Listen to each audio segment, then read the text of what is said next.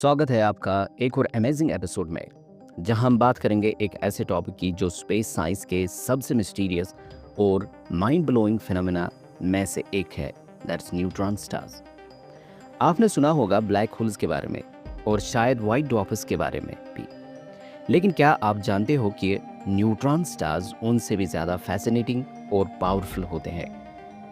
तो दोस्तों, इस वीडियो में हम जानेंगे न्यूट्रॉन स्टार्स कैसे बनते हैं, उनका स्ट्रक्चर कैसा होता है और उनके कुछ स्पेशल टाइप्स जैसे पल्सार्स और मैग्नेटार्स के बारे में।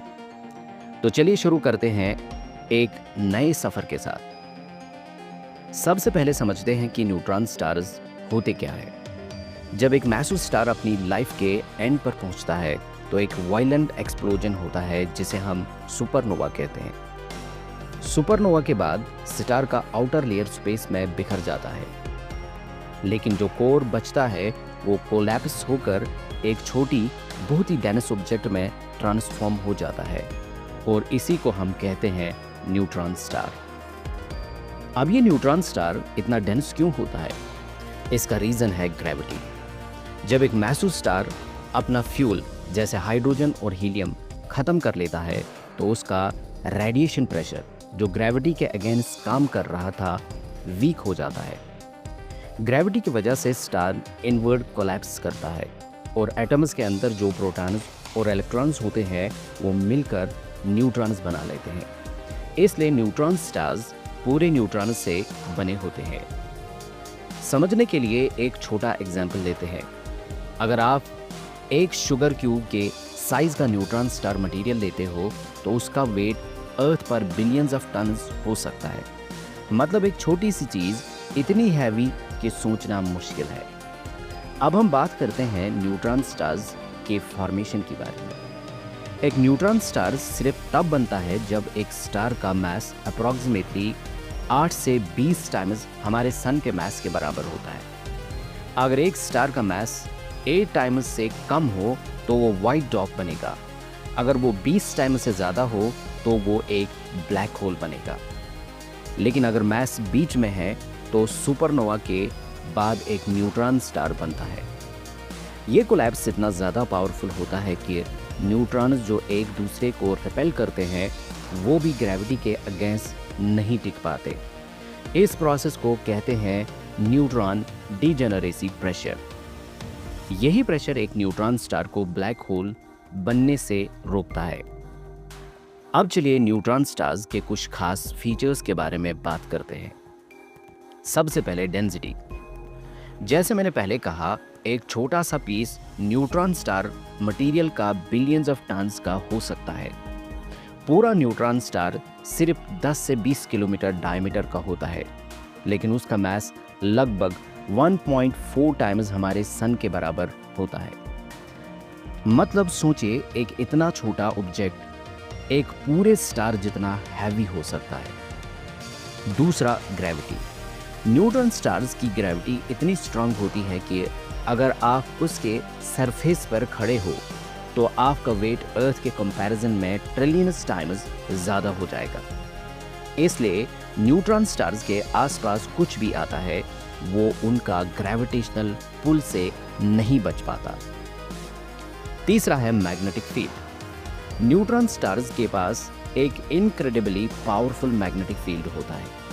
यह फील्ड अर्थ के मैग्नेटिक फील्ड से ट्रिलियन टाइम्स ज़्यादा स्ट्रॉन्ग होता है। यही मैग्नेटिक फील्ड कुछ स्पेशल टाइप्स के न्यूट्रॉन स्टार्स जैसे पल्सार्स और मैग्नेटार्स को डिफाइन करता है। अब बात करते हैं न्यूट्रॉन स्टार्स के स्पेशल टाइप्स की, जो और भी ज़्यादा इंटरेस्टिंग है। उनमें सबसे पहला आता है पल्सार्स। पल्सार्स वो न्यूट्रॉन स्टार्स होते हैं जो अपने एक्सिस पर बहुत फास्ट रोटेट करते हैं और उनके मैग्नेटिक पोल से इलेक्ट्रोमैग्नेटिक रेडिएशन बीम्स निकलती है। जब ये बीम्स अर्थ के लाइन ऑफ साइट में आती है तो हमें लगता है कि एक लाइट बीम बार बार ब्लिंक कर रही है, इसलिए इन्हें पल्सार्स कहा जाता है। पल्सार्स का रोटेशन स्पीड इनसेन होता है।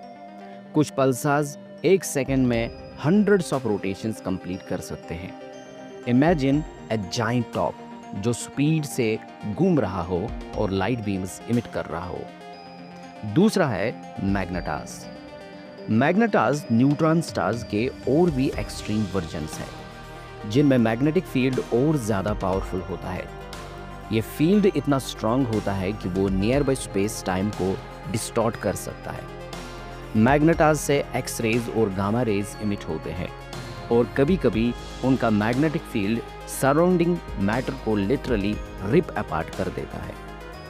न्यूट्रॉन स्टार्स अपने सराउंडिंग को कैसे इफेक्ट करते हैं, ये भी एक इंटरेस्टिंग टॉपिक है। चलिए कुछ फैसिनेटिंग फिनोमेना के बारे में बात करते हैं। सबसे पहले ग्रेविटेशनल वेव्स। जब दो न्यूट्रॉन स्टार्स कोलाइड करते हैं तो एक पावरफुल एक्सप्लोजन होता है जिसे किलोनोवा कहते हैं। ये कोलिजन ग्रेविटेशनल वेव्स प्रोड्यूस करता है जो स्पेस टाइम में रिपल्स क्रिएट करते हैं। 2017 में साइंटिस्ट ने पहली बार न्यूट्रॉन स्टार कोलिजन के ग्रेविटेशनल वेव्स डिटेक्ट किए थे। इस डिस्कवरी से हमें काफ़ी कुछ नया सीखने को मिला यूनिवर्स के बारे में। दूसरा है X ray bursts. Neutron stars के सरफेस पर कभी कभी एक्सप्लोसिव रिएक्शंस होते हैं जो एक्स रे बर्स्ट्स क्रिएट करते हैं। ये फिनोमेना तब होता है जब एक न्यूट्रॉन स्टार किसी कंपेनियन स्टार से मैटर एक्रिएट करता है। दूसरा है X ray bursts. Neutron stars के सरफेस पर कभी कभी एक्सप्लोसिव रिएक्शंस होते हैं जो एक्स रे बर्स्ट्स क्रिएट करते हैं। यह फिनोमेना तब होता है जब एक न्यूट्रॉन स्टार किसी कंपेनियन स्टार से मैटर एक्रिएट करता है। जब ये मैटर न्यूट्रॉन स्टार के सरफेस पर गिरता है तो एक न्यूक्लियर एक्सप्लोजन होता है जो एक्स रेज इमिट करता है। तीसरा है पल्सार टाइमिंग। पल्सार्स का एक और अमेजिंग फीचर है उनका प्रिसाइज टाइमिंग। ये एक एटॉमिक क्लॉक की तरह काम करता है और इनका स्टडी करके साइंटिस्ट को गैलेक्सीज के मूवमेंट और ग्रेविटेशनल वेव्स के बारे में इंफॉर्मेशन मिलती है। अब सवाल उठता है कि न्यूट्रॉन स्टार को स्टडी करने का फ़ायदा क्या है। न्यूट्रॉन स्टार्स हमें एक्सट्रीम फिजिक्स के लॉज समझने में मदद करते हैं। इनका स्टडी करके हम समझ सकते हैं कि मैटर हाई डेंसिटी पर कैसे बिहेव करता है। ग्रेविटेशनल वेव्स और न्यूट्रॉन स्टार कोलिजन्स हमें यूनिवर्स के एक्सपेंशन और एवोल्यूशन के क्लूज देते हैं। न्यूट्रॉन स्टार्स की स्टडी हमें स्पेस नेविगेशन में भी मदद कर सकती है क्योंकि पल्सार्स की टाइमिंग एक नेचुरल जीपीएस की तरह काम करती है।